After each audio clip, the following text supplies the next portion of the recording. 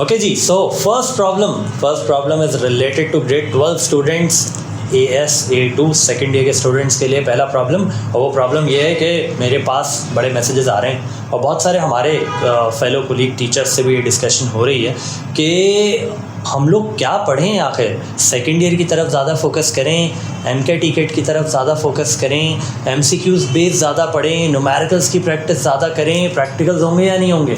So this is the first problem, the first question. So इसकी remedy क्या है, इसका सोल्यूशन क्या है? इसका सोल्यूशन बड़ा आसान सा है। वो ये है कि if you people are doing aptitude preparation, यानी कि एंट्री टेस्ट की प्रिपरेशन कर रहे हैं अगर आप लोग किसी भी यूनिवर्सिटी के लिए, तो पहली बात तो ये है कि बहुत ही अच्छी बात है, आपको तो बेनिफिट मिल रहा है इस बात का कि इस बार MCQs का जो पोर्शन है वो सबसे ज़्यादा है। इस बार MCQs के जो परसेंटेज है वो सबसे ज़्यादा है।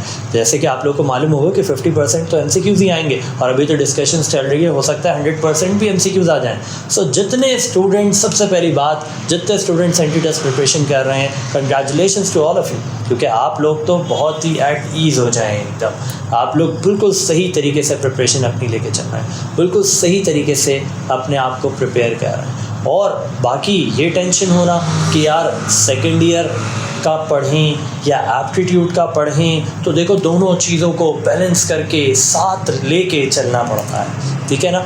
और जितने भी अच्छी टॉप नॉच यूनिवर्सिटीज़ हैं, कुछ टॉप नॉच के अलावा, लाइक फॉर एग्जांपल IBA का टेस्ट कब होता? फरवरी में, यानी कि हो चुका फेब 2021 में हो चुका।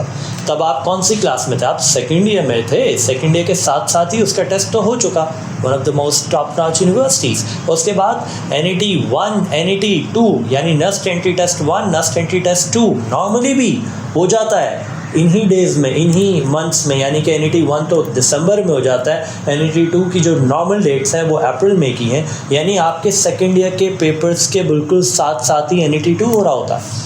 इसके अलावा जून में जो है वो कभी के बार अक्सर ऐसा होता है कि खान अपना टेस्ट ले लेती है। इस बार तो खैर अगस्त में हो रहा है। इसी तरीके से IOBM which is known as CBM जुलाई के अंदर ज़ाबिस का टेस्ट हो जाता है और अभी तक आप लोगों का रिज़ल्ट सेकेंड ईयर का नहीं आया हुआ होता। पेपर्स ख़त्म हो जाते हैं लेकिन रिज़ल्ट नहीं आया हुआ होता। इसके अलावा GIK ब्यास जून एंड जुलाई इसी में हो रहे होते हैं पेपर्स। तो जो स्टूडेंट्स बैलेंस करके लेके चल रहे होते हैं, दोनों चीज़ों को साथ में लेके चल रहे होते हैं, they are the ones who will be known as the champions in future, ठीक है। सो मेरी आप लोगों से रिक्वेस्ट भी है और आप लोगों को सजेशन भी है कि दोनों चीज़ों को साथ लेके चलें, घबराएं नहीं, टेंशन नहीं लेनी आप लोगों ने, सही है। अच्छा, इसके अलावा मैं आप लोग को ये बता दूं कि जितने स्टूडेंट्स ये सोच रहे थे कि हम सेकेंड ईयर के बाद, पेपर्स के बाद एंट्री टेस्ट की प्रिपरेशन करेंगे, उनके लिए तो बहुत बड़ा मसला हो गया। उसकी वजह ये है कि आप लोगों को तो टाइम ही नहीं मिलेगा। अगर जुलाई के मिड एंड में आप लोग के पेपर्स होते हैं सेकेंड ईयर के और उसके बाद वो अगस्त में जाके कहीं जाके ख़त्म होते हैं, तो बहुत सारी यूनिवर्सिटीज़ तो अपना टेस्ट अनाउंस कर चुकी हैं, ठीक है। तो आप आते हैं दूसरे प्रॉब्लम की तरफ which is related to second year, but उसको हम फोकस रहेंगे दूसरे प्रॉब्लम में about the strategies and policies announced or proposed by the universities. So second problem ये है।